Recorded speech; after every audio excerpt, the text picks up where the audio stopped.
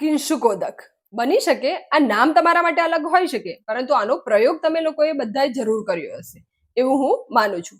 કિંશુક એટલે કે જેના ફૂલ પોપટની ચાંચ જેવા છે. પલાશ, કેસુડો, ખાખરો.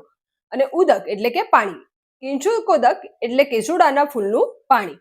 ધૂળેટીમાં પરંપરાગત રીતે સિન્થેટિક કલર કરતા કેસુડાના ફૂલોના પાણીથી ધૂળેટી ઉજવવામાં આવે છે. એની પાછળનો ઔષધ્ય પ્રયોગ આવો છે. કારણ કે જે વસંત ઋતુમાં કેસુડાનું આગમન થાય છે અને વસંત ઋતુમાં જ ખાસ કરીને ચામડીના રોગો ખૂબ જ વધી જાય છે. કેસુડાની મેડિસિનલ પ્રોપર્ટીમાં કેસુડો કસાય રસ છે, કફ પિત્ત શામક છે અને શીતવીર્ય એટલે કે તાસીરમાં ઠંડો છે.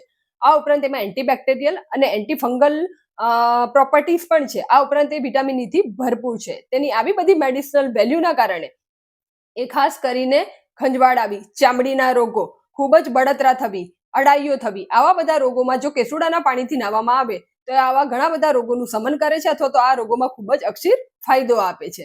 એટલા માટે ધૂળેટીના દિવસે કેસુડાના ફૂલોના પાણીથી નાહવું એ એક પ્રતિકાત્મક છે. તો શું ફક્ત ધૂળેટીના દિવસે જ એનો ઉપયોગ કરો? બિલકુલ નહીં.